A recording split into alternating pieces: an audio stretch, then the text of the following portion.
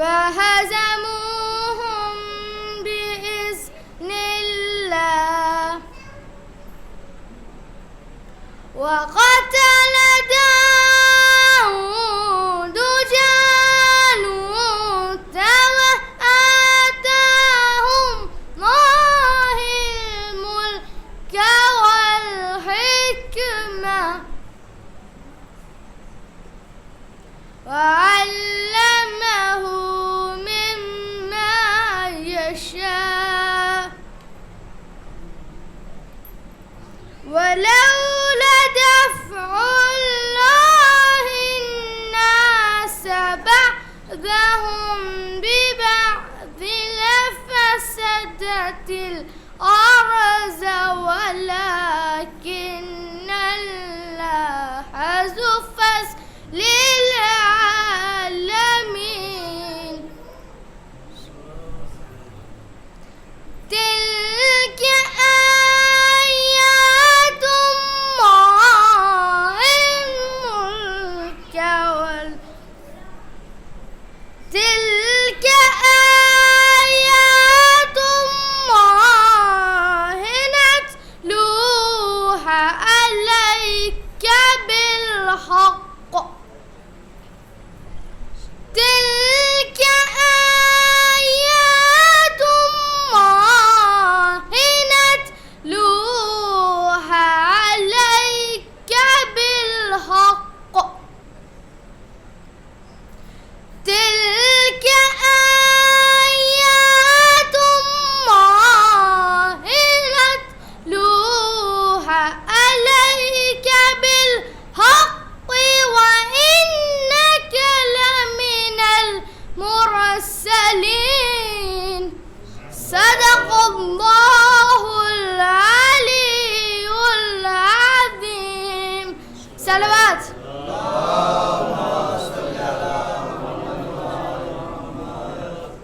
سرمایہ کردار و عمل جل گیا ہوتا سرمایہ کردار و عمل جل گیا ہوتا عاشور کو بنت اسد رب نے بچایا اسلام بچا سید سجاد کے دم سے اسلام بچا سید سجاد کے دم سے اور سید سجاد کو زینب نے بچایا صلوات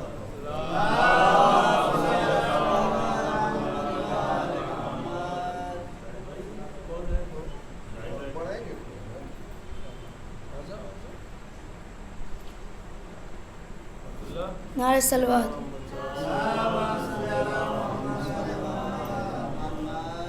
من کی جاگیر ایمان کا پہرا کر دے من کی جاگیر ایمان کا پہرا کر دے بحر عرفان اور بھی گہرا کر دے اور تو نے دی ہے نہ عمل بولنے والی زبان جو علی سن نہیں سکتے انہیں بہرا کر دے ہاتھوں پر بھروسہ تھا یہ بولے سربر ہاتھوں پر بھروسہ تھا یہ بولے سربر کیا بھلا بگاڑے گا یزیدی لشکر کیا بھلا بگاڑے گا یزیدی لشکر ایک بوند بہاروں کے لیے کافی ہے میرا عباس ہزاروں کے لیے کافی ہے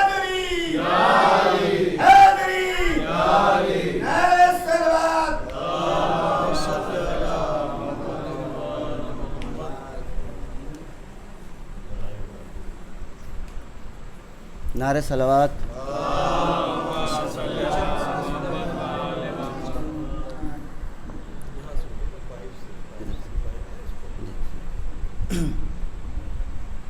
ایک اور نعرہ صلوات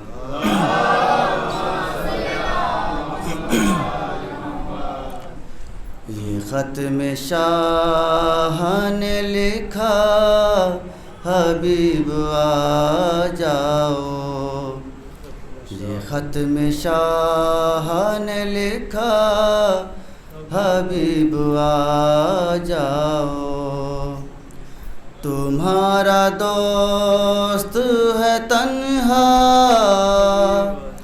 تمہارا دوست ہے تنہا حبیب آ جاؤ یہ ختم شاہ نے لکھا حبیب آ جاؤ. شہید کیسے ہوا وہ بتاؤ گے آ کر, تم حال مسلم بے کس سناؤ گے آ کر. رقیہ تکتی ہے رستا, رقیہ تکتی ہے رستا, حبیب آ جاؤ. یہ ختم شاہ نے لکھا, حبیب آ جاؤ. لگاؤ اس سے بھی اندازے میری غربت کے, جہاں پہ ابن علی لکھنا تھا وہاں میں نے دیا ہے ماں کا حوالہ, دیا ہے ماں کا حوالہ. حبیب آ جاؤ. یہ ختم شاہ نے لکھا, حبیب آ جاؤ. بتا رہا تھا اسے کوئی نہیں ہے میرا, تو بولی ثانی زہرا حبیب آئے گا.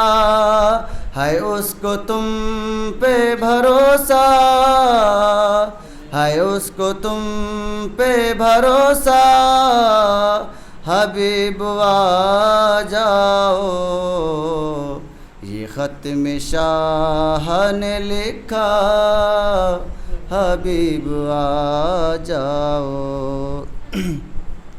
وہ جب یہ سنتی ہے کوفے سے آ رہے ہیں شقی, تو پوچھتی ہے ہمارا بھی آئے گا کوئی. دعائیں دے گی سکینہ, دعائیں دے گی سکینہ, حبیب آ جاؤ. یہ ختم شاہ نے لکھا, حبیب آ جاؤ. گوارا کر نہیں سکتی حسین کی غیرت, تمہاری زوجہ کی چادر لوٹ لے امت. تم اس کو چھوڑ کے کوفہ, تم اس کو چھوڑ کے کوفہ, حبیب آ جاؤ. یہ ختم شاہ نے لکھا, حبیب آ جاؤ. در بطول دوبارہ جلایا جائے گا, تمہارے دوست پہ خنجر چلایا جائے گا. نہیں ہے وقت زیادہ, نہیں ہے وقت زیادہ, حبیب آ جاؤ. یہ ختم شاہ نے لکھا, حبیب آ جاؤ. تمہارا دوست ہے تنہا, تمہارا دوست ہے تنہا, حبیب آ جاؤ. یہ ختم شاہ نے لکھا, حبیب آ جاؤ. نعرہ صلوات.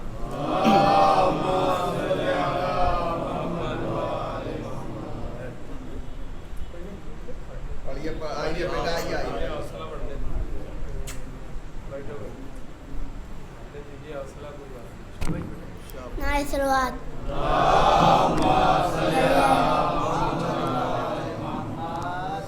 بول بول پھول کو فرمانا چاہیے, ہمیں رسول پاک کا دیمانا چاہیے. دو دو بھی کرتا ہے میرے آقا کا برائی, دو دو بھی کرتا ہے میرے آقا کا برائی, انہیں پیدا ہوتے ہی مر جانا چاہیے.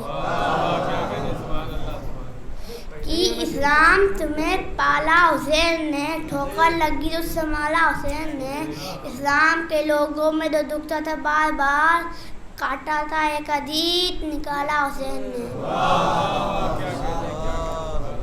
کربلا جا کے ہمارا دم نکلے، اپنے بچوں کی زندگی مانگو تب بھی عباس کا عالم نکلے، اپنے گھر سے ایک قدم رکھو تب بھی عباس کا عالم نکلے۔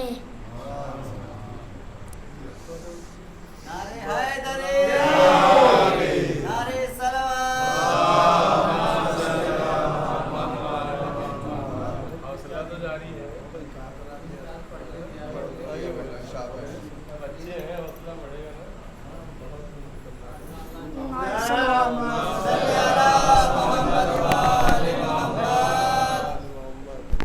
یہ درس دیا ہم کو حسین ابن علی نے، یہ درس دیا ہم کو حسین ابن علی نے، جو دار پہ چل جائے گا سردار بنے گا، جو دار پہ چل جائے گا سردار بنے گا، شبیر کے حقدار کو قیدی نہ بنانا، شبیر کے حقدار کو قیدی نہ بنانا، زندان سے نکلے گا تو مختار بنے گا۔ یہ کس نے کہا کہ بلا تک نہیں آتی، یہ کس نے کہا کہ بلا تک نہیں آتی، آتی ہے مگر فرض ازا تک نہیں آتی، آتی ہے مگر فرض ازا تک نہیں آتی، مولا میری امداد کو پہنچے ہیں وہاں بھی جس قبر میں ہلکی سی ہوا تک نہیں آتی۔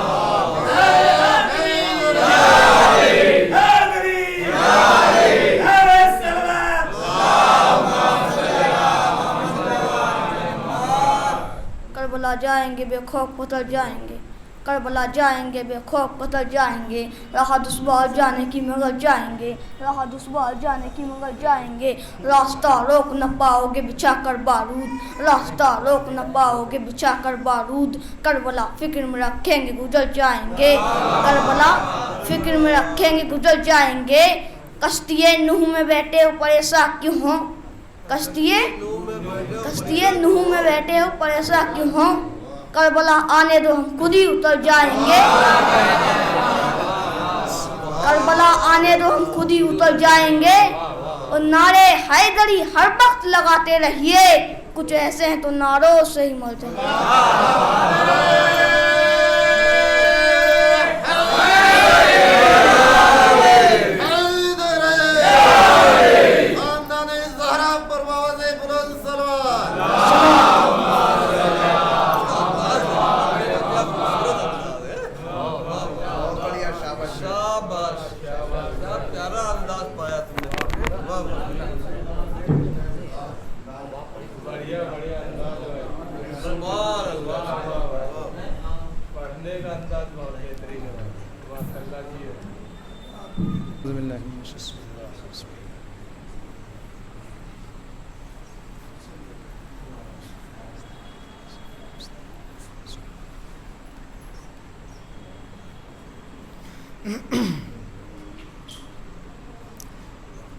لا حول ولا قوة إلا بالله العلي العظيم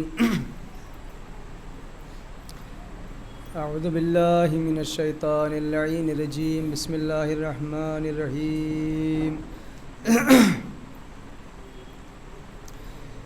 الحمد لله رب العالمين والصلاة والسلام والتحية والإكرام على رسوله النبي الكريم وعلى أهل بيته الطيبين الطاهرين المعصومين الذين أذهب الله عنهم الرجس وطهرهم تطهيرا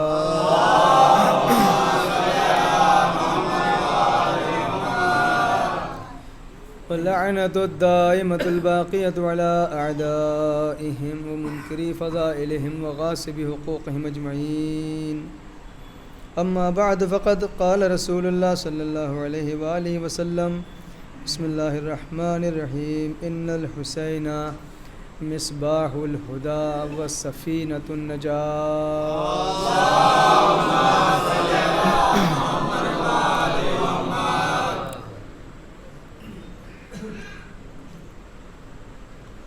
نجات کے کیا کیا راستے ہو سکتے ہیں اور ہدایت کے کون کون سے راستے ہو سکتے ہیں؟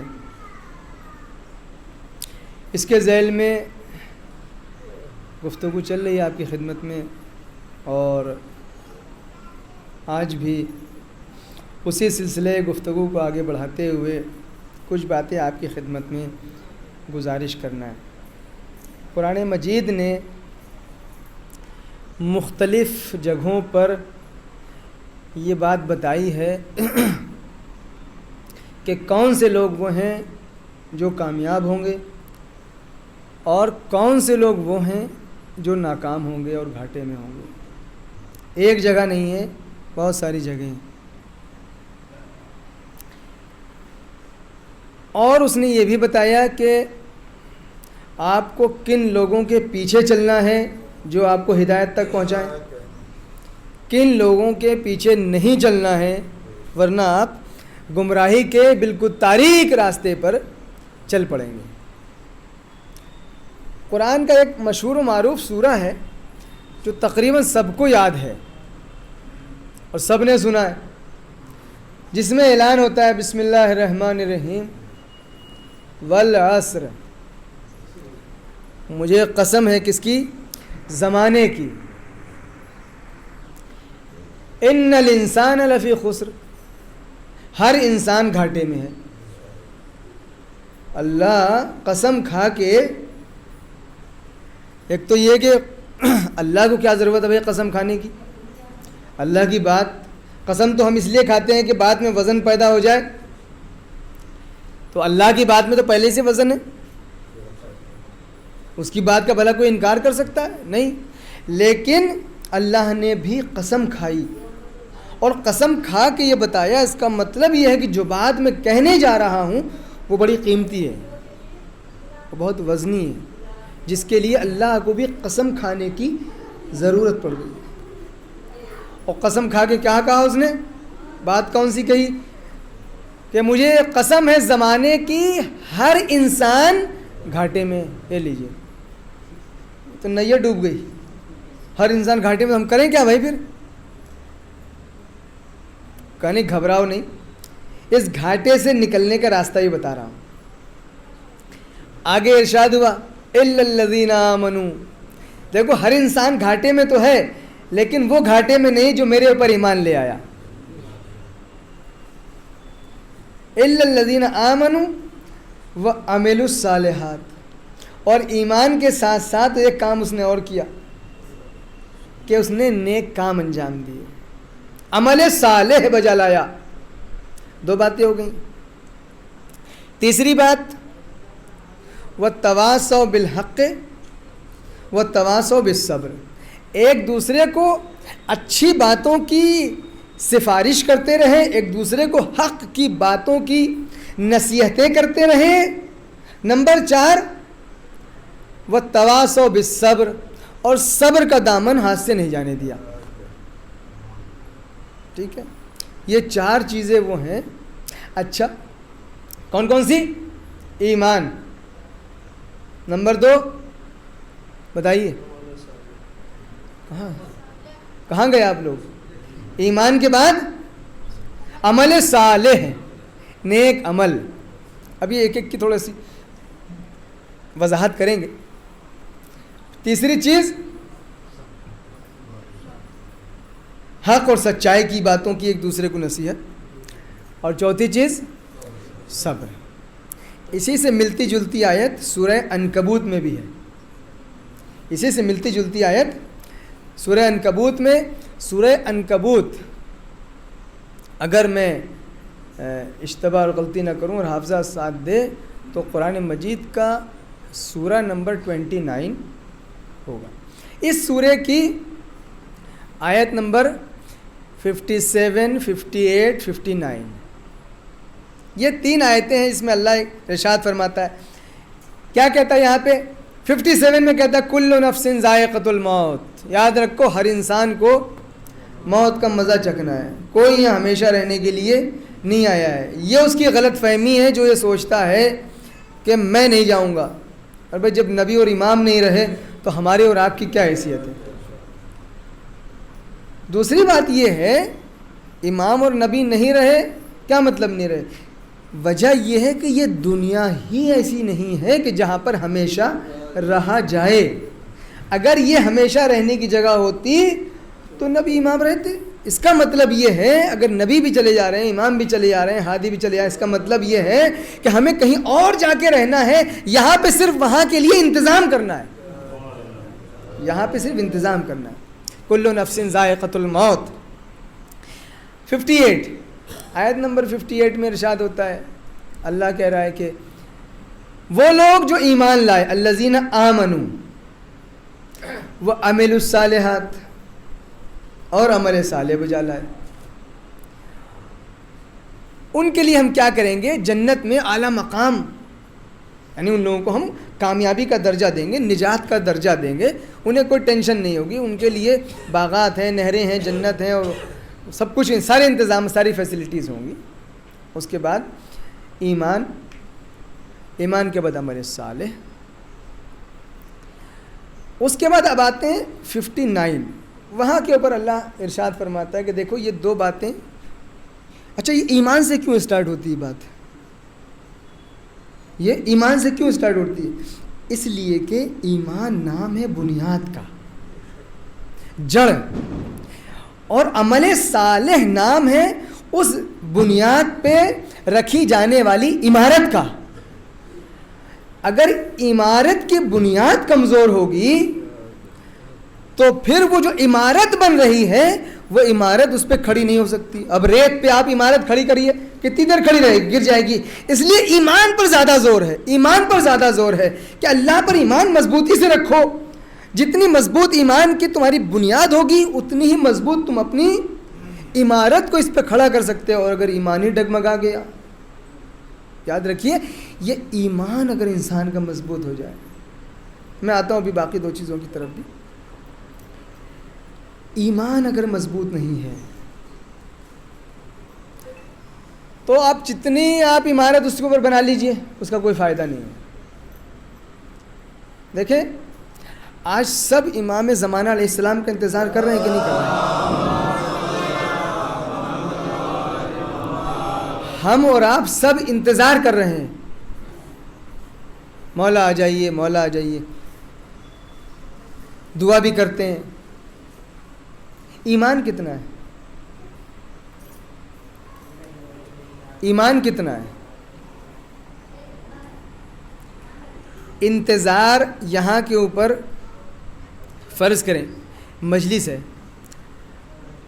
آپ یہاں نہ فرش بچھائیں, نہ لائٹ آن کریں, نہ کوئی انتظام کریں, وہاں بیٹھیں اور انتظار کرتے ہیں کہ مولانا صاحب ابھی تک نہیں آئے. مجلس پڑھنی تھی ان کو, 1 گھنٹہ لیٹ ہو گئے, ہم 1 گھنٹے کے بعد آئے, کہیں مولانا صاحب بہت لیٹ آئے, یہاں تو آپ کا انتظار ہو رہا ہے. ہم نے کہا بھائی کہاں انتظار ہو رہا ہے؟ کہ دیکھیے بیٹھے.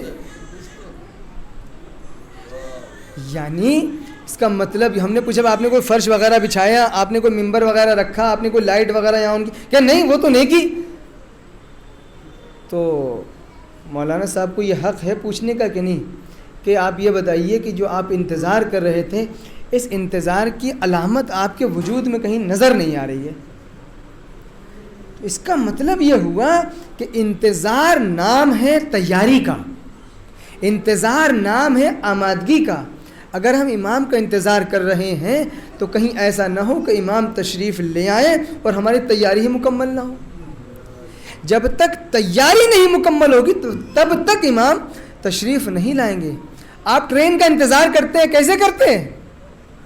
کہ جیسے ہی ٹائم ہوا ٹرین کے آنے کا اور نہیں آئی اور آپ کو پہنچنا ہے, آپ پلیٹ فارم پہ ٹہلنا شروع کرتے ہیں, آپ انٹرنیٹ پہ چیک کرنا شروع کرتے ہیں, آپ انکوائری آفس جاتے ہیں, بھائی کہاں پھنس گئی ٹرین, 1 گھنٹہ لیٹ ہو گئی, 2 گھنٹہ لیٹ ہو گئی. یہ کیا ہے؟ بار بار جو آپ چیک کر رہے ہیں یہ آپ کے وجود کے اندر جو تڑپ ہے, یہ تڑپ بتا رہی ہے کہ آپ کو کسی کا انتظار ہے. اور اگر یہ تڑپ نہ پیدا ہو تو اس کا مطلب یہ ہے کہ ہم زبانی انتظار کر رہے ہیں, وجود کے اندر وہ تڑپ نہیں پائی جاتی, وہ ایمان کی حرارت ابھی نہیں پائی جاتی جس کی وجہ سے ہمارے انتظار کو سچا انتظار کہا جا سکے. ایک درود بھیج دے پر محمد و آل محمد.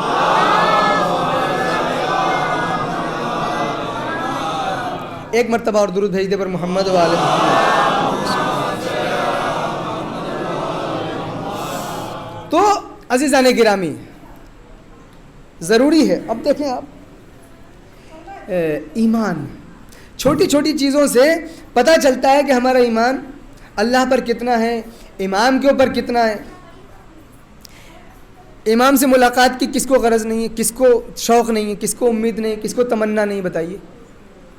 ہم سب چاہتے ہیں امام سے ملاقات ہو جائے, امام سے ملاقات ہو جائے. حالانکہ دیکھیں ہمارا اور آپ کا وظیفہ یہ نہیں ہے, ذمہ داری یہ نہیں ہے کہ ہم امام سے جا کے ملاقات کریں. ہمارا اور آپ کا وظیفہ اور ہماری ذمہ داری یہ ہے کہ امام کے آنے کے ماحول کو پیدا کریں. فرق ہے, یہ بھی ذہن میں رہے. لوگ پوچھتے ہیں مولانا صاحب امام سے ملاقات کیسے ہو سکتی ہے, کوئی طریقہ ہے؟ امام سے ہمیں ملنا ہے, کوئی طریقہ ہے؟ عزیزان گرامی امام سے ملنا ہماری ذمہ داری میں شامل نہیں ہے, ہماری ڈیوٹی میں نہیں ہے کہ ہم اس کی طرف کوشش کریں کہ جہاں امام سے مل کے آئیں. ہماری ڈیوٹی یہ ہے کہ ان کے آنے کے لیے ماحول تیار کریں, مقدمات ماحولیات تو تیار کریں کہ امام آ سکیں. ایک صاحب کو شوق چڑھا کہ ہم امام سے ملیں گے, انہوں نے چلہ کاٹنا شروع کیا. مسجد سہلہ میں یہ ہے نا کہ 40 دن تک وہاں پہ آپ ایک عمل ہے, وہ عمل انجام دے تو امام سے ملاقات ہوتی ہے. کوفے میں ایک مسجد ہے, مسجد سہلہ. انہوں نے کیا کیا, وہ چلہ کاٹنا شروع کیا, وہ عمل کرنا شروع کیا روزانہ.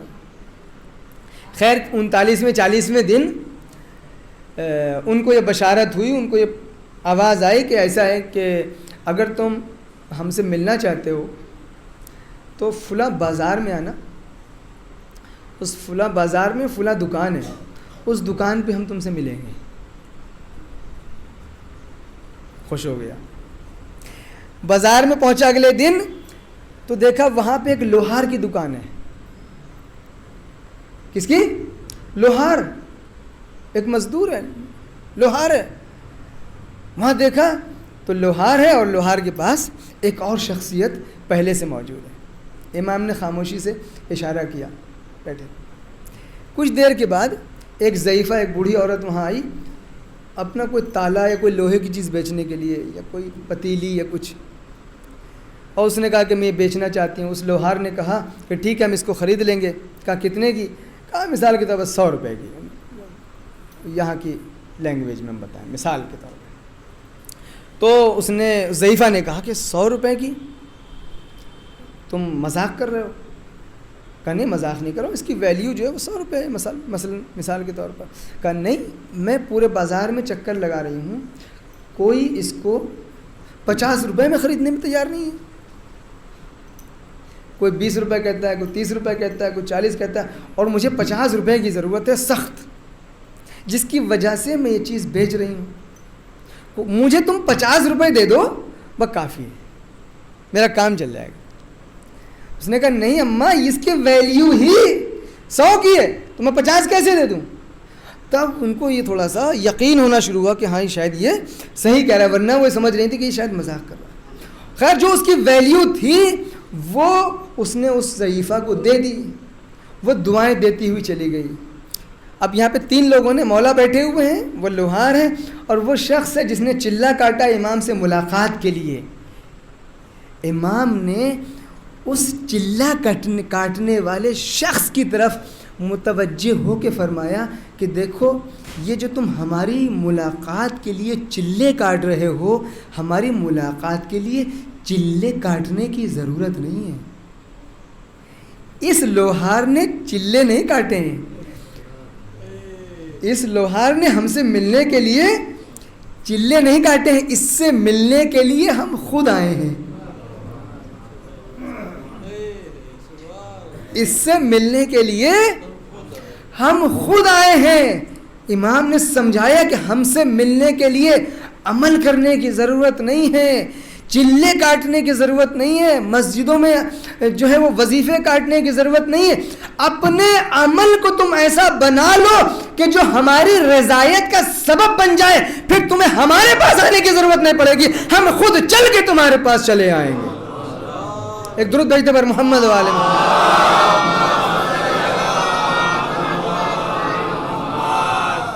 ایک درود بھیجتے پر محمد والے محمد.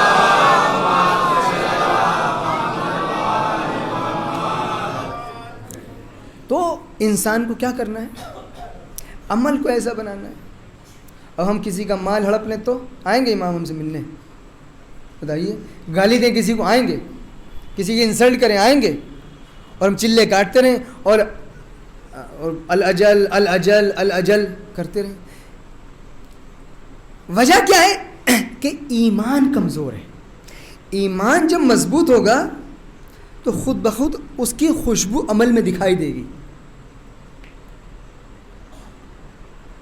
جب ہمیں اللہ پر ایمان, نبی پر ایمان, اور میں آپ کو ایک بات بتاؤں, دیکھیے یہ حدیث یاد آ گئی, بہت زبردست ہے, سنیے ایک مرتبہ. آپ درود بھیجیے پر محمد والے.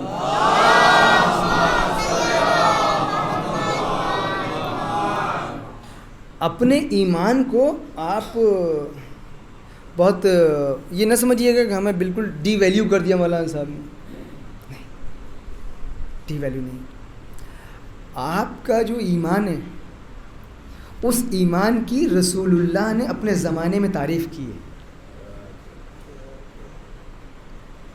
اس ایمان کی تعریف کی ہے. معلوم ہے کیا کہا ہے؟ مولا نے کہا, رسول اللہ نے فرمایا کہ یا علی, یا علی, کتنا عظیم ہوگا ان لوگوں کا ایمان, کتنا عظیم ہے, کتنا کتنا بلند بالا ہے ان لوگوں کا ایمان, کہ جنہوں نے ہمیں دیکھا نہیں ہوگا لیکن ہماری باتوں پر وہ اعتبار کرتے ہوں گے. بھائی یہ تو صحابی ہے نا, رسول اللہ کے سامنے جو بیٹھے ہیں سب صحابی ہیں, رسول کو دیکھ رہے ہیں. آپ نے دیکھا رسول کو, سنا ہی تو ہے نا, کتابوں میں پڑھا ہے یا سنا ہے. اصحاب نے کہا کہ یہ کیسے؟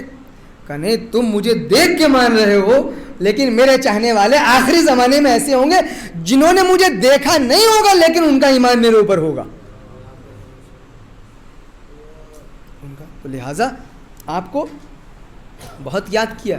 اور معلوم ہے کیا وہ تعبیر کیا ہے رسول پیغمبر اکرم کی؟ جب اصحاب بیٹھے ہوئے ہیں, اصحاب سے کہا کہ کیا میں تمہیں اپنے بھائیوں کے بارے میں بتاؤں؟ بلکہ لفظیں یوں ہیں, یہ کہا پیغمبر نے, اللہم لقنی اخوانی, اے میرے اللہ مجھے میرے بھائیوں سے ملا دے. اصحاب نے پوچھا کہ یا رسول اللہ ہم آپ کے بھائی نہیں ہیں کیا؟ ہم آپ کے سامنے بیٹھے, کیا ہم آپ کے بھائی نہیں ہیں؟ کہ نہیں, تم میرے اصحاب ہو, تم میرے صحابی ہو, تم میرے بھائی نہیں ہو. کہا بھائی کون ہے؟ کہا میرے بھائی میرے وہ چاہنے والے ہیں جو آخری زمانے میں ہوں گے, جنہوں نے مجھے دیکھا نہیں ہوگا, کتابوں میں صرف میرا نام سنا ہوگا لیکن میرے اوپر اعتبار اور ایمان رکھتے ہوں گے.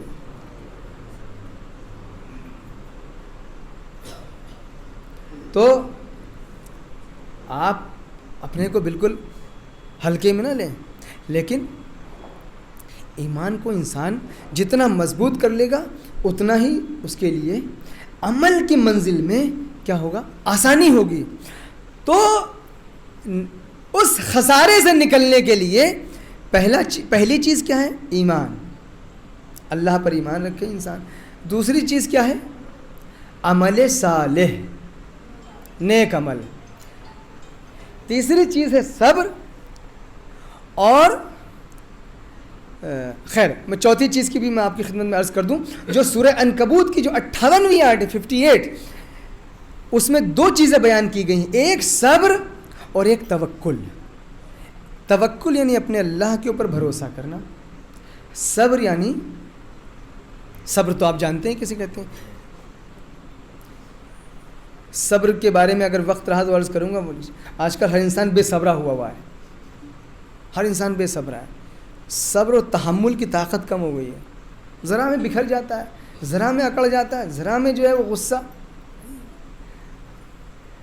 صبر کامیابی کی ضمانت ہے. صبر, آپ نے سنا ہے کہاوت ہے صبر کا پھل؟ ہاں یہ سچی بات ہے. آپ صبر کر کے دیکھیں, صبر کا پھل بہت میٹھا ہے. تو پہلے ایمان, یہ سمجھیے 4 پلر ہیں نجات, کامیابی, ہدایت کے, جو سورہ عنکبوت کی ان 2-3 آیتوں میں ہیں. نمبر 1 ایمان, نمبر 2 عمل صالح, نمبر 3 صبر, نمبر 4 توکل, اللہ پر بھروسہ. عمل صالح کسے کہیں گے؟ وہ عمل, اب سن لیجئے, عمل صالح اس عمل کو کہیں گے کہ جس کے اندر 3 چیزیں اس کے اندر ہیں, تب جا کے عمل صالح بنتا ہے, تب اس کے اوپر انسان کو اجر ملتا ہے. ایک جو اب میں تھوڑا سا ایک علمی لینگویج تھوڑی سی استعمال کروں, پھر وضاحت کر دوں گا. عمل صالح میں ضروری ہے حسن فعلی پایا جاتا ہو, نمبر 2 حسن فاعلی پایا جاتا ہو, نمبر 3 اس عمل کو آپ نے برباد نہ کیا ہو. یہ حسن فعلی کیا ہے, حسن فاعلی کیا ہے, دوسرے لفظوں میں اس کی وضاحت کر دوں. حسن فعلی کا مطلب یہ ہے کہ خود اس فعل اور اس عمل کے اندر اچھائی پائی جانی چاہیے, چونکہ عمل کے 2 حصے ہوتے ہیں, ایک نیت ہوتی ہے اور ایک خود کام ہوتا ہے. نیت بھی اچھی ہو, کام بھی اچھا ہو. خالی نیت اچھی ہو اور کام اچھا نہ ہو تب بھی کام نہیں چلے گا. مثال کے طور پر ہم چوری کریں, میں چوری کرتا ہوں قربتاً اللہ, نیت ہم نے اچھی کی. میں جھوٹ بولتا ہوں قربتاً اللہ, میں ان کو مثال کے طور پر تھپڑ مارتا ہوں قربتاً اللہ. سمجھ رہے ہیں؟ تو اس میں کیا ہے, نیت تو آپ اچھی کر رہے ہیں لیکن وہ عمل اچھا نہیں ہے. تو کہہ رہے ہیں کیونکہ عمل ٹھیک نہیں ہے تو یہ نیت بھی آپ کو فائدہ نہیں پہنچائے گی. دوسری صورت یہ ہے کہ مثال کے طور پر عمل ہی خراب ہو اور عمل اچھا ہو لیکن نیت جو ہے وہ آپ کی خراب ہو. مثلا نماز پڑھ رہے ہیں, آپ نماز پڑھ رہے ہیں, کتنا اچھا عمل ہے, نماز پڑھنا کتنا اچھا عمل ہے, لیکن نیت گڑبڑ کر لیں آپ کہ صاحب میں نماز پڑھ رہا ہوں اس لیے کہ پورے محلے میں میری شہرت ہو جائے, میں نماز پڑھ رہا ہوں اس لیے تاکہ اس کی جو پوسٹیں ہیں وہ میں فیس بک اور انسٹاگرام پہ شیئر کروں اور مجھے جو ہے سب لوگ جو ہیں نمازی کہیں. کریں, یہ بھی کام نہیں آئے گا. عمل صالح اس کو کہتے ہیں کہ جس کے اندر نیت بھی اچھی ہو اور خود وہ عمل بھی اچھا ہو. جب یہ دونوں چیزیں کمپلیٹ ہو گئیں تو پھر اب تیسری شرط آتی ہے کہ اس کو انجام دینے کے بعد اب آپ اس کی حفاظت بھی کریں مرتے دم تک. کہیں ایسا نہ ہو کہ میں نے انہیں 100 روپے کی مدد کی ہے اور اگلے دن ان کو میں چڑھ کے کہوں کہ میں یار آپ کو 100 روپے کی ہم نے مدد کی تھی اور آپ ہمیں سے زبان لڑا رہے ہیں. سب کچھ ٹھیک ٹھاک تھا, نیت بھی ٹھیک تھی, عمل بھی ٹھیک تھا, لیکن اگلے دن کیا کر دیا, ضائع ہو گیا. ہم اس کو ایسے کہتے ہیں کہ دیکھیے ایک بوتل لیجئے, پانی کی بوتل, اور اس کے دھیرے دھیرے دھیرے اس کے اندر آپ ایک ایک قطرہ پانی جمع کیجئے, ایک دن وہ بھر جائے گی. لیکن اگر اس بوتل کے اندر سوراخ ہیں 3-4 یا ایک ہی ہے تو آپ ٹوٹی بھی کھول دیجئے پوری, وہ اوپر سے بھرتا رہے گا اور نیچے سے خالی ہوتا رہے گا. یہ جو انسان احسان جتاتا ہے, یہ جو لوگوں کو اذیت کرتا ہے, یہ بالکل ویسے ہی ہے جیسے بوتل میں سوراخ. انسان نیکیاں کرتا جا رہا ہے اور پھر ان کو باطل کرتا جا رہا ہے. عزیزان گرامی, چاہے جتنا نیکیوں کا انسان ڈھیر لگا لے لیکن اگر ان کو بچا نہیں پایا تو قیامت میں یہ آپ کو بچا نہیں پائیں گی, اور جو چاہتا ہوں. لیکن اگر چھوٹا عمل بھی کیا ہے اور اس کو بچا کے بارگاہ الہی تک انسان نے پہنچا دیا ہے تو قلیل عمل ہی انسان کی نجات کے لیے کافی ہو جائے گا. درود بھیجتے پر محمد و آل محمد.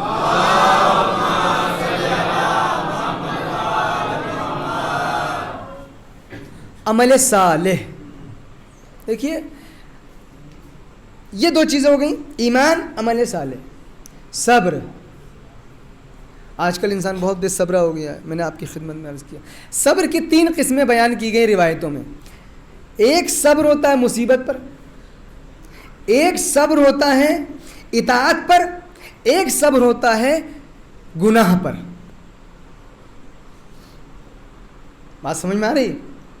مصیبت پر صبر, گھر میں کوئی حادثہ ہو گیا, آدمی اتنی شکوے شکایتیں نہ کرے کہ اللہ کے اوپر ہی اعتراض کر بیٹھے کہ صاحب یہ نہیں کرنا چاہیے تھا, اتنے شکوے شکایت نہ کرے. اسے کہتے ہیں مصیبت کے مقابلے میں انسان نے صبر کیا, یعنی اللہ کی قضاء و قدر کے اوپر اللہ نے کیا کیا, اپنی جو مرضی تھی اس کو نہیں چلائی, اس نے صبر کر لیا. اطاعت کے مقابلے میں صبر کیا ہوتا ہے؟ کبھی کبھی انسان کے لیے سخت ہے اطاعت کرنا, اللہ کے حکم کی اطاعت کرنا. مثلا صبح کی نماز, سردی جنوری اور دسمبر کا مہینہ ہے, ٹھنڈا ٹھنڈا پانی ہے, نماز پڑھنی ہے, صبح اٹھ کے وضو کرنا ہے. اب یہاں کے اوپر انسان اگر اس موقع پر وہ کمبل اٹھا کے پھینک دے, وہ ٹھنڈا پانی استعمال کر لے, یہ سب کیا ہو رہا ہے؟ یہ سب اللہ کی اطاعت کے لیے انسان جو رکاوٹیں آ رہی ہیں ان پر صبر کر رہا ہے, ان پر صبر کر رہا ہے. یہ بہت اہم بات ہے. تیسرا صبر ہے گناہ پر صبر. کبھی انسان ایسی جگہ پھنس جاتا ہے کہ جہاں کے اوپر گناہ سے بچ نہیں پا رہا ہے, تو وہاں کے اوپر ڈھونڈ ڈھانڈ کے وہ گناہ سے بچنے کا راستہ نکالتا ہے. اللہ کو یہ بڑا پسند ہے, یہ اللہ کو بہت پسند ہے کہ یہ میرا بندہ گناہ سے بچنے کے راستے نکال رہا ہے. مثال آپ کی خدمت میں عرض کروں, جناب یوسف کو زلیخا نے بند کر لیا کمرے میں. جناب یوسف کو زلیخا نے بند کر لیا کمرے میں اور گناہ کی دعوت دی. جناب یوسف نے کیا کیا بتائیے؟ جناب یوسف کے اوپر دروازے بند تھے, بھاگنے کا راستہ نہیں تھا, نکلیں تو کہاں سے نکلیں.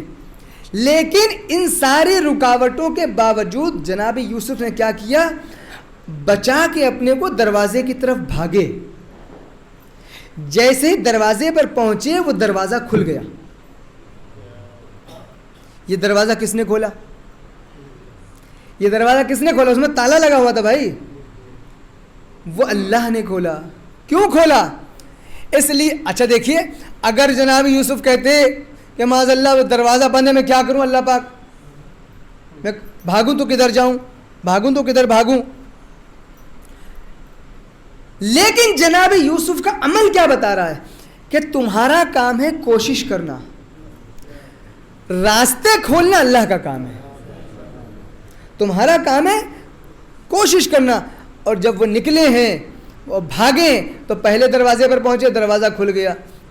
پھر اگلا دروازہ بند تھا, پھر دوڑے دوسرے دروازے تک پہنچے, وہ بھی کھل گیا. یہاں تک کہ 7 دروازے تھے, 7 دروازے جو بند تھے, اور 7 دروازے یوسف دوڑتے جا رہے ہیں گناہ سے اپنے دامن کو بچانے کے لیے, اور دروازے تک پہنچتے ہیں دروازہ کھل جاتا ہے, دروازے تک پہنچتے ہیں دروازہ کھلتا ہے. تو یہ پیغام الہی ہے کہ نہیں کہ دیکھو تم گناہ سے بچنے کے لیے اپنی کوشش کر کے دکھاؤ, باقی تمہیں راہ نجات تک پہنچانا یہ ہمارا کام ہے, تم ہماری قدرت پہ کیوں شک کرتے ہو.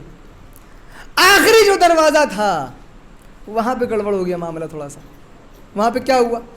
وہ تھوڑا لیٹ کھلا. کیوں؟ پیچھے سے زلیخا دوڑ رہی تھی, آگے آگے یوسف تھے, پیچھے پیچھے کون تھے؟ پیچھے پیچھے کون تھی؟ زلیخا. زلیخا پیچھے ہے, جناب یوسف آگے ہیں. دروازے پر پہنچتے ہیں, دروازہ کھل جاتا ہے, اگلے دروازے پر پھر کھلتا ہے, پھر اگلے دروازے پر پھر.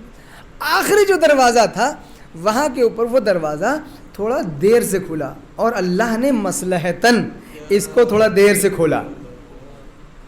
اتنے زلیخا پیچھے سے پہنچ گئی اور اس نے دامن پکڑ لیا پیچھے سے, اور جب دامن پکڑ کھینچا تو دامن پھٹ گیا. اگر لیٹ نہ کھلتا تو دامن نہ پکڑ پاتی, اور یہ دامن کا پھٹنا جناب یوسف کے لیے گواہی کا سبب بنا. آپ کو پتہ ہے, اور جیسے ہی دروازہ 7واں کھلا ہے, دروازے پر کون؟ زلیخا کا شوہر بادشاہ کھڑا ہوا ہے.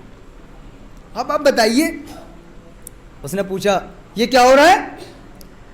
زلیخا نے, اب قرآن کی آیتیں ساری پورا واقعہ آپ پڑھیے جا کر سورہ یوسف, کہ وہ جو تمہارے گھر والوں کے ساتھ بری نیت رکھتا ہو بتاؤ اس کی سزا کیا ہوگی. یہ زلیخا کے جملے ہیں. خیر وہ جناب یوسف نے کہا کہ اس میں میری کوئی غلطی نہیں. کہ کوئی گواہ ہے؟ کہ یہ بچہ گواہی دے گا. وہ بچہ جو گہوارے میں ہے، جو بچہ ابھی گہوارے میں ہے، یہ بچہ گواہی دے گا. اور جب بچے نے گواہی دی کیا کہا کہ دیکھو اگر یوسف کا دامن پیچھے سے پھٹا ہوا ہے تو اس کا مطلب یہ ہے کہ یوسف سچے ہیں، زلیخا جھوٹی ہے. اور اگر دامن آگے سے پھٹا ہوا ہے تو اس کے الٹا ہے. اب جو جناب یوسف کا دامن دیکھا گیا تو وہ پیچھے سے پھٹا ہوا تھا. تو اب آپ دیکھیں قدرت کا انتظام کیا ہے. قدرت کا انتظام کیا ہے؟ قدرت کا انتظام یہ کہ کیا وہ خدا جو موقع پر دروازے کو کھول رہا تھا، ہر دروازے کو اپنے وقت پر کھول رہا تھا، کیا وہ 7ویں دروازے کو نہیں جلدی کھول سکتا تھا؟ کھول سکتا تھا. لیکن خدا یہ سمجھانا چاہتا ہے کہ ہم کو معلوم ہے کون سا دروازہ کس وقت کھولنا ہے. ہم جانتے ہیں کہ کون سے دروازے کو کس وقت کھولنا ہے. میرے بندے نے جب میری راہ میں کوشش کی ہے، میرے بندے نے جب گناہ سے بچنے کی کوشش کی ہے تو اس کی عزت کی حفاظت کرنا اب میری ذمہ داری ہے. ایک درود بھیج دے محمد والے محمد.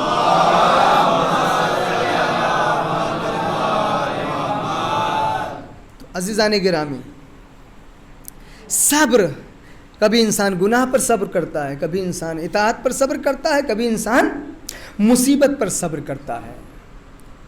اور یہ صبر وہ چیز ہے کہ جو انسان کے اندر ایک ایسی طاقت کو پیدا کرتی ہے کہ جس طاقت سے وہ پوری کائنات کا مقابلہ کر سکتا ہے، پوری دنیا کا مقابلہ کر سکتا ہے. اس لیے کہ وہ اپنے رب سے کنیکٹ ہو جاتا ہے، وہ اپنے اللہ سے کنیکٹ ہو جاتا ہے، وہ اپنے معاملات کو اللہ پہ چھوڑ دیتا ہے. یہ صبر آپ دیکھیں، ہمیں یہ صبر اپنی اعلیٰ منزلوں پر کربلا میں دکھائی دیتا ہے. اپنی اعلیٰ منزلوں پر کہ جہاں کے اوپر نرغ آدم سب گر چکے ہیں، لیکن ان کے صبر کی منزل یہ ہے، بلکہ میں یوں کہوں کہ وہ صبر کی منزل سے آگے نکل کے شکر کی منزل میں پہنچ گئے کہ جو مصیبتوں پر صرف صبر نہیں کرتے بلکہ شکر کرتے ہیں کہ اے میرے مالک، جو تیری مرضی ہے، جو تیری رضا ہے. یہ شکر بہر میں عرض کروں گا کبھی یہ فرصت رہی کہ صبر کے آگے کی منزل ہے. مصیبت پر ایک ہوتا صبر کرنا، ایک ہوتا مصیبت پہ شکر کرنا. یہ اہل بیت کی شان ہے کہ جو مصیبت پر صرف صبر نہیں بلکہ شکر الہی کرتے ہیں. میرے معبود اسی میں تیری مرضی ہے تو ہم اسی پہ شکر کرتے ہیں. وہ عام انسان ہیں جو نعمتوں پر شکر کرتے ہیں، اہل بیت وہ ہیں جو مصیبتوں پر بھی شکر کرتے ہیں. اللہ اکبر. عزیزان گرامی، آپ دیکھیں کربلا کے میدان میں کتنی بھی بڑی مصیبت آ گئی ہو، کبھی کسی نے اس طریقے سے شکایت نہیں کی اللہ کے بارگاہ میں کہ کوئی اللہ کی قدرت پر یا اللہ کی رضا پر کوئی حرف آ جائے. نہیں. کل میں نے عرض کیا لاشوں کے درمیان سجدے ہو رہے ہیں. جناب علی اکبر جب کربلا میں رخصت کے لیے آئے امام حسین علیہ السلام کے پاس تو امام نے کیا فرمایا؟ امام نے دیکھیے کوئی ایسا کلمہ زبان پہ جاری نہیں کیا کہ جو صبر کے خلاف ہو، جو قدرت الہی کے خلاف ہو، جو قضاء و قدر الہی کے خلاف ہو. امام نے یہی فرمایا کہ اے بیٹا علی اکبر، جاؤ پہلے اپنی پھوپھی زینب سے اجازت لے لو جنہوں نے تمہیں چکیاں پیس پیس کے پالا. اللہ اکبر. عزیزو، کربلا کے اندر کچھ رخصتیں ایسی دردناک ہیں کہ جن کو پڑھتے ہوئے کلیجہ منہ کو آتا ہے. ایک رخصت جناب علی اکبر کی ہے کہ جب خیمے سے نکلے ہیں تو راوی کہتا ہے کہ خیمے کا پردہ کبھی اٹھتا تھا کبھی گرتا تھا، کبھی اٹھتا تھا کبھی گرتا تھا، اور ایسا محسوس ہوتا تھا جیسے بھرے گھر سے کسی جوان کا جنازہ نکل رہا ہو. اللہ اکبر. اور دوسری رخصت جو کربلا میں ہے وہ رخصت امام حسین کی رخصت جناب زینب سے. ایک بھائی جو اپنی بہن سے رخصت ہوا ہے تو وہ قیامت کی رخصت تھی، اور جب علی اکبر رخصت ہوئے ہیں تب بھی قیامت کا سما تھا خیموں میں. اور جب علی اکبر خیمے میں آئے ہیں تو لکھا ہے کہ بیویوں نے علی اکبر کو اپنے حلقے میں لے لیا. اپنے گھیرے میں لے لیا, آواز دی, علی اکبر ہمیں تم کس کے سہارے چھوڑ کے جا رہے ہو؟ علی اکبر تو ہمیں کس کے سہارے چھوڑ کے جاتے ہو بیٹا؟ اللہ اکبر. مقتل میں جملے ملتے ہیں کہ بیبیاں جب علی اکبر چلنا چاہتے تھے تو بیبیاں علی اکبر کا دامن پکڑ لیتی تھی, علی اکبر کا دامن سے لپٹ جاتی تھی. اے علی اکبر کہاں جاتے ہو, کہاں جاتے ہو؟ جب یہ جملہ پڑھتا ہوں تو مجھے خیال آتا ہے کہ علی اکبر کا دامن بیبیاں نہیں پکڑ سکتی, اس لیے کہ بیبیوں کا قد بڑا ہوتا ہے. دامن پکڑنے کے لیے ضروری ہے کوئی چھوٹا بچہ خیمے میں ہو. ضروری ہے کہ دامن پکڑنے کا مطلب یہ ہے کہ کوئی خیمے میں حسین کی 4 سال کی بیٹی ہے کہ جب بھیا جانا چاہتا ہے تو یہ بہن آ کے دامن پکڑ لیتی ہے. اے بھیا اس سکینہ کو کس کے حوالے چھوڑ کے جاتے؟ اجرکم اللہ, اللہ آپ کو کسی غم میں نہ رلائے سوائے غم سید الشہداء کے. بس عزادارو علی اکبر رخصت ہوئے, امام حسین کے پاس آئے. امام نے فرمایا بیٹا, کڑیل جوان بیٹا ہے نا, ایک دم 18 سال کی عمر ہے, کس دل سے اجازت دی ہے؟ بوڑھے باپ نے ایک مرتبہ ارشاد فرمایا, اے میرے اللہ تو گواہ رہنا, اب میں مقتل میں اس کو بھیج رہا ہوں کہ جو رفتار میں گفتار میں تیرے رسول سے سب سے زیادہ مشابہ تھا, خلقاً و خلقاً و منطقاً, جس کی شکل بھی تیرے رسول کے جیسی ہے, جس کا اخلاق بھی تیرے رسول کے جیسا ہے, جس کی رفتار بھی, جس کی چال چلن بھی سب تیرے رسول کے جیسی ہے, جس کے بولنے کا انداز تیرے رسول کے جیسا ہے. اللہ شاید اسی لیے امام نے کہا تھا بیٹا علی اکبر میدان کربلا میں اذان دے دو, اس لیے کہ جب علی اکبر اذان دیں گے تو شاید رسول کی آواز لوگوں کے کانوں میں جائے اور شاید کسی کو یہ خیال آ جائے کہ یہ جو سامنے موجود ہیں یہ اہل بیت رسول ہے, یہ نواسہ رسول ہے, یہ علی کی اولاد ہے, یہ رسول کی اولاد ہے. اللہ آپ کو کسی غم میں نہ رلائے.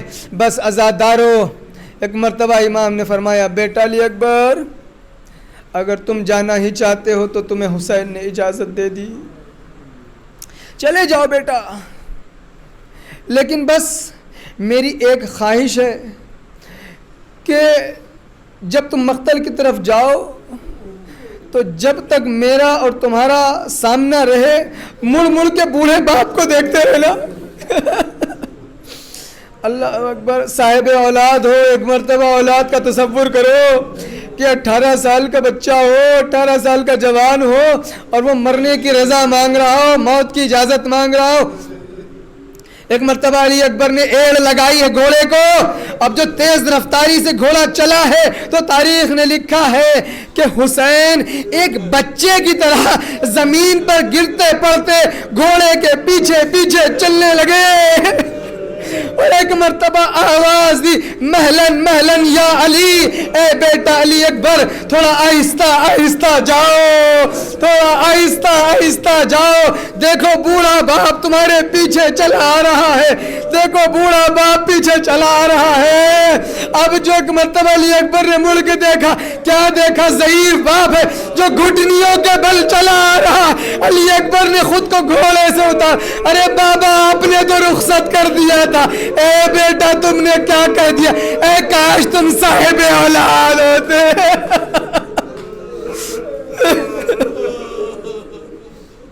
اجرکم اللہ, اجرکم اللہ. علی اکبر رخصت ہوئے عزادارو, بس میں نے آپ کی زحمت کو تمام کر دیا میرے عزادارو. ارے علی اکبر کا پرسہ ہے, حسین کو پرسہ دے لو. علی اکبر کا پرسہ ہے, زمانے کے امام کو پرسہ دے لو. علی اکبر کا پرسہ ہے, دادی فاطمہ زہرا کو پرسہ دے لو. اجرکم اللہ. مولا ہمارا پرسہ قبول فرمائیے. علی اکبر میدان میں پہنچے ہیں, میدان میں جنگ کی ہے. بس ایک مرتبہ ایک نابی پہلوان سے سامنا ہوا. علی اکبر کا جب سامنا ہوا میرے مولا نے کہا ام لیلہ سے مصلی بچھا لو, اپنے بچے کے لیے دعا کرو. مولا مولا کیا علی اکبر کی شجاعت میں کوئی کمی ہے معاذ اللہ؟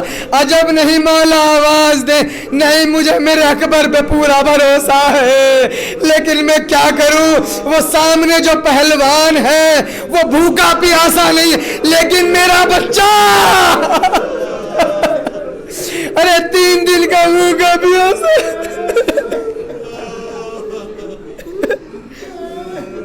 اجرکم اللہ۔ علی اکبر نے نواصل جہنم کیا۔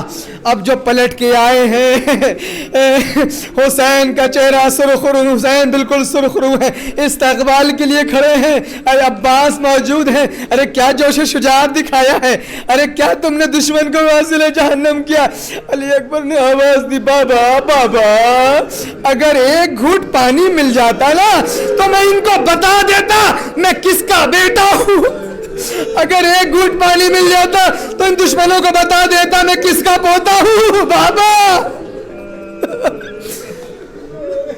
اللہ اللہ عزادارو، ذرا سوچئے، ایک کڑیل جوان بیٹا ایک بوڑھے باپ سے مرتے وقت ایک گھوٹ پانی مانگ رہا ہے۔ حسین کی بے کسی کیسی بے کسی ہے، حسین کی بے بسی کیسی بے بسی ہے۔ حسین کہیں تو کیا کہیں، کچھ کہہ تو نہ سکے، بس اتنا بتایا، بیٹا تمہیں تو معلوم ہے خیمے میں ایک قطرہ پانی نہیں ہے، بیٹا اگر قطرہ پانی ہوتا تو تمہاری بہن سکینہ پیاسی نہ رہتی، بیٹا اگر ایک قطرہ پانی ہوتا تو تمہارا ششمال اصغر جاں بلب نہ ہوتا، بیٹا تمہیں معلوم پانی تو نہیں ہے۔ حسین نے ایک سبیل نکالی، ایک راستہ نکالا، آواز دی، بیٹا ایسا کرو ایسا کرو، اپنی زبان کو اپنے باپ کے منہ میں رکھ دو، میرے منہ میں رکھو، شاید تمہیں کچھ تسلی مل جائے، کچھ سکون مل جائے۔ علی اکبر نے اپنی زبان نکالی، باپ کے منہ میں رکھی، اللہ اکبر، بس مقتل کے جملے ہیں، دل کلیجہ پاش پاش ہو جاتا کلیجہ پاش پاش ہو جاتا ہے۔ علی اکبر نے اپنی زبان حسین کے منہ میں رکھی، زبان کا رکھنا تھا، فوراً زبان کو باہر کھینچ لیا، آواز دی، بابا آپ کی زبان تو میرے سے زیادہ سوکھی ہے، بابا آپ کی زبان میں تو کانٹے پڑے ہوئے، بابا اللہ اللہ۔ بابا بابا خدا حافظ، بابا خدا حافظ، مقتل کی طرف چلے، پھر دوبارہ لڑائی کی ہے، نہ جانے کتنوں کو واصل جہنم کیا۔ ایک مرتبہ وہ وقت بھی آ گیا کہ علی اکبر کربلا کی زمین پر گر پڑے، جب برچھی کی انی سینے میں لگی ہے تو زمین کربلا پر گر گئے، آواز دی، بابا بابا علی اکبر کا آخری سلام لے لو بابا۔ بس حسین بجلی کی طرح کونتے ہوئے علی اکبر کے جنازے پر پہنچے ہیں۔ علی اکبر کے جب قریب پہنچے ہیں تو ابھی روح باقی تھی، ابھی بدن میں جان باقی تھی، آواز دی، میرے لال، اے میرے لال، یہ بتاؤ یہ سینے پہ ہاتھ کیوں رکھے ہو؟ بس آپ کی زحمت کو تمام کر دیا میرے عزادارو، کسی بوڑھے باپ کو اللہ یہ منظر نہ دکھائے۔ اے بیٹا یہ سینے پہ ہاتھ کیوں رکھے ہو؟ آواز دی، بابا بابا ظالم نے برچھی سے ایسا وار کیا، ایسا وار کیا میرے سینے کے اوپر کہ وار کرنے کے بعد اب جو اس نے برچھی کو باہر نکالا ہے تو برچھی باہر نہیں نکالی ہے، آدھی برچھی ٹوٹ کے میرے سینے میں رہ گئی۔ بابا سینے میں بہت تکلیف ہے، بہت درد ہے، آواز دی، بیٹا علی اکبر تمہیں گھبرانے کی ضرورت نہیں ہے، تیرا باپ موجود ہے، تیرا باپ موجود ہے۔ علی اکبر کے پاس بیٹھ گئے، گھٹنوں کو زمین کربلا پہ رکھا، ایک ہاتھ علی اکبر کے سینے میں ڈالا، اب جب برچھی کا پل نکالا ہے، خدا کسی باپ کو یہ منظر نہ دکھائے، علی اکبر کا کلیجہ باہر آ گیا۔ علی اکبر نے آخری ہچکی لی، موت کی ہچکی، علی اکبر باپ کو تکتے رہ گئے، بابا خدا حافظ، بابا خدا حافظ۔ نہ جانے حسین نے کس زبان سے کہا ہوگا بیٹا خدا حافظ، علی اکبر کی روح باہر نکل گئی. علی اکبر کا جنازہ ہے, بوڑھا باپ جنازے کے کنارے بیٹھا ہے, اتنی طاقت نہیں جنازے کو اٹھا لے, اٹھانا چاہتا ہے زمین کربلا پہ واپس رکھ دیتا ہے, پھر جنازے کو اٹھانا چاہا. ایک مرتبہ جب نہ اٹھا سکے, بنی ہاشم کے بچوں کو آواز دی, اے بچوں آؤ, ارے بوڑھے باپ سے جوان کا جنازہ نہیں اٹھتا, آؤ حسین کی مدد کرو. انا للہ و انا الیہ راجعون. رضم بقضائہ و تسلیما لامرہ سیعلم الذین ظلموا ای منقلب ینقلبون. پالنے والے تجھے محمد و آل محمد کا واسطہ ہماری اس عبادت کو قبول فرما. پالنے والے تجھے محمد و آل محمد کا واسطہ ہم سب کو اہل بیت کی سیرت پر چلنے کی توفیق عطا فرما. پالنے والے ہم سب کو ایسے اعمال کی توفیق دی جو ہمارے امام کی خوشنودی اور رضایت کا سبب بن جائیں. پالنے والے تجھے محمد و آل محمد کا واسطہ پرچم اسلام کو سر بلند فرما, ظالمین کو نیست و نابود فرما. پالنے والے ہم سب کو عزائے امام حسین علیہ السلام کی بہتر سے بہتر توفیق عطا فرما. پالنے والے امام کی ظہور میں تاجیل فرما اور ہم سب کو ان کے ناصروں میں شمار فرما. ماتم حسین.